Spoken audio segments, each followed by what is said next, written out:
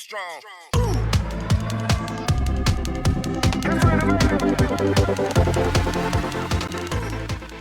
Assalamualaikum dan salam sejahtera. Bertemu lagi di dalam Cikgu Mira Channel yang akan mengajar anda Sains Rumah Tangga tingkatan 4. Are you ready guys? Teknik penyampaian maklumat ada 3 tau. Persiapan tajuk, persiapan diri dan juga adab. Okey, jom kita tengok persiapan tajuk. Apa yang ada di dalam persiapan tajuk? Anda kena memahami tajuk yang akan disampaikan kalau nak bercakap dengan orang, ataupun menggunakan bahasa yang mudah untuk difahami, dan juga memberi contoh-contoh yang berkaitan ataupun mengguna alat bantu mengajar yang sesuai seperti poster, gambar, foto dan juga carta. Yang ni contoh kalau anda nak mengajar di hadapan ataupun anda nak menjadi pembentang di hadapan. Okay, persediaan yang kedua ialah persiapan diri. Anda kena memastikan pakaian anda kemas dan bersih, menunjukkan air muka yang baik dan kelihatan bersedia serta sentiasa tersenyum. Lagi satu, memastikan cara-cara berjalan dan melangkah adalah tenang dan tidak gopoh. Yang ni pernah tengok tak artis-artis selalu buat? So korang boleh tirulah macam tu. Okay, jadikan macam idola. Okey, yang ketiga ialah adab. Okey, macam masing-masing semua tahu apa itu adab kan? Jadi kat sini boleh mewujudkan kemesraan dengan penerima maklumat. Lepas tu boleh memulakan bertanya soalan yang berkaitan dengan tajuk. Jangan lari topik, nanti orang tak nak jawab. Okey, lepas tu boleh bercakap dengan nada yang baik dan bersopan serta suara mestilah jelas dan juga memandang kepada penerima maklumat tersebut. Contoh, pernah nampak tak cikgu dia pandang keluar tapi cakap dengan awak? Ada tak? Mesti tak ada kan? Tu contoh dia.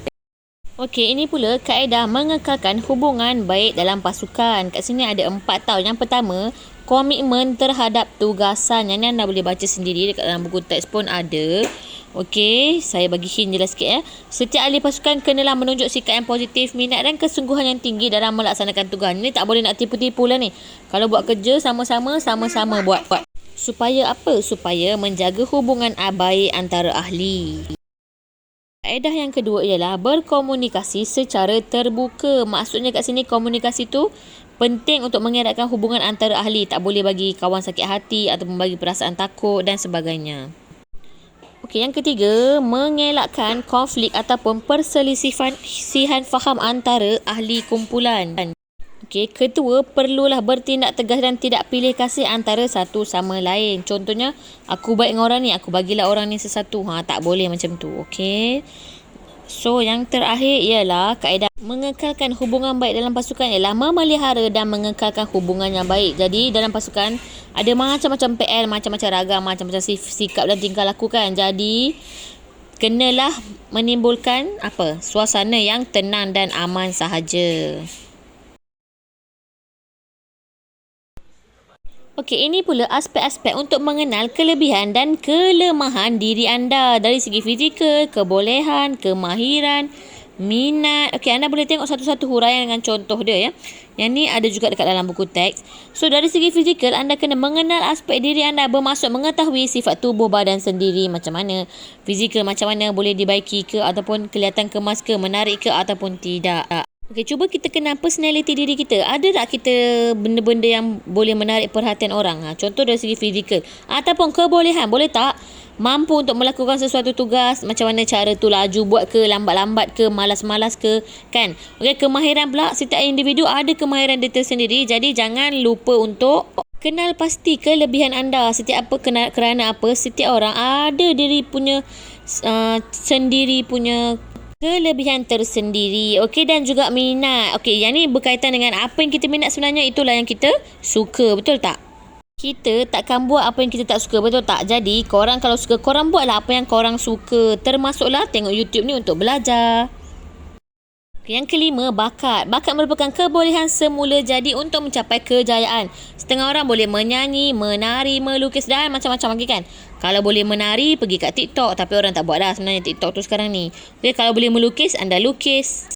Tapi setiap orang mesti ada kelebihan tersendiri. Cuma kadang-kadang korang tak tahu je apa kelebihan masing-masing kan. Cuba tengok balik apa kelebihan anda. Okay, perbezaan sikap individu dapat dilihat semasa pergaulan, interaksi ataupun aktiviti secara sosial. Contohnya, dia cakap dengan orang tu tapi orang tu tak suka dia kan. Tu salah satu sikap. Sikap ada dua, positif dan juga negatif. So, cek diri anda yang mana. Kalau negatif, kena tukarkan jadi positif. Aura tu akan jadi positif. Okay, ready? Ready tak ni? Ready apa? Nak tukar aura negatif tu kepada positif. Kita kena fikir positif je. Sebab apa? Untuk masa hadapan anda. Dan terakhir ialah nilai. Nilai merupakan pegangan dan pertimbangan terhadap sesuatu. Contohlah mempengaruhi keputusan yang dibuat. Contoh nak pergi sekolah teknik ke tak nak? Tu contoh dia lah kan. Okey, ini pula contoh aktiviti yang dapat membantu pembelajaran kendiri bagi seseorang murid. Contoh menggunakan carta, poster, grafik dan sebagainya. Tu boleh menggunakan komputer ataupun boleh juga buat nota, hafal nota, menerangkan gambar ataupun menggunakan perkataan sendiri. Ada juga orang suka buat guna lagu tau. Yang ketiga, boleh mendengar seperti kuliah ataupun penerangan macam cikgu buat ni. Ataupun yang terakhir, murid boleh belajar melalui pengalaman. Contohnya, kaedah hands on melalui eksperimen dan sebagainya. Contohlah pengalaman 2-3 hari lepas korang dah buat satu-satu kan. Macam contoh sesuatu benda yang korang buat tu, dia akan menjadi pengalaman untuk hari ini. Betul ataupun tidak? Cuba ingat balik. Okey, seterusnya ialah kerja sepasukan. Yang ni adalah organisasi kerja dan matlamat organisasi. Tujuan untuk menetapkan matlamat yang jelas, membina carta organisasi. Macam kelas, ada carta organisasi, ada ketua, ada penolong, ada setiausaha ataupun kat jabatan kita ni ada menteri, ada ketua menteri, ada menteri besar kan. Okey, sambung lagi. Kerja sepasukan dapat meningkatkan peningkatan kendiri dari segi apa? Dari segi diri kita sendiri, penilaian, pandangan, tanggapan dan kepercayaan kekuatan dan kelemahan diri sendiri. Macam cikgu cakap tadi, positif tukar kepada negatif tukar kepada positif. Apa yang mempengaruhi konsep kendiri ni? Dia pengaruhi oleh aspek jasmani, psikologi, pengalaman, pembelajaran yang dialami sejak kecil. Contoh, kalau selalu sangat kena marah, jadi apa yang akan jadi bila besar? Itu salah satu contohnya. Okey, seterusnya, semangat kerja sepasukan. Yang ni, okey, kerja sepasukan ni untuk meningkatkan prestasi kerja dan mewujudkan semangat kekitaan dalam kumpulan. Contoh, mestilah kita nak pilih kawan-kawan kita yang boleh buat kerja kan. Tak naklah kawan kita yang tak boleh buat kerja kan. Jadi macam mana nak dapatkan semangat sepasukan tu? Contohlah, setengah orang dia suka pergi kerja pakai baju sama je semua kan. Pernah tengok tak? Tu salah satu contoh lah. Okey, lagi terdapat beberapa kaedah komunikasi, iaitu komunikasi lisan dan juga bukan lisan. Yang ni dah belajar sebelum ni. Okey. Melaksanakan sesuatu program, antara perkara yang perlu dilaksanakan ialah jawatan kuasa. Jadi, kena adalah kertas cadangan, notis, panggilan mesyuarat, lepas tu tugasan dan laporan aktiviti. Yang ni kalau dah kerja atau syarikat-syarikat besar lah. Kat sini pun boleh juga nak buat, tak ada masalah. Untuk korang kerja sepasukan. Okey, itu saja pembelajaran kita pada hari ni. Okey, jangan lupa ulang balik video ni kalau tak faham. Tengok balik slow-slow dan buat latihan yang cikgu beri. Jumpa lagi. Assalamualaikum. Jom subscribe dan klik button loceng.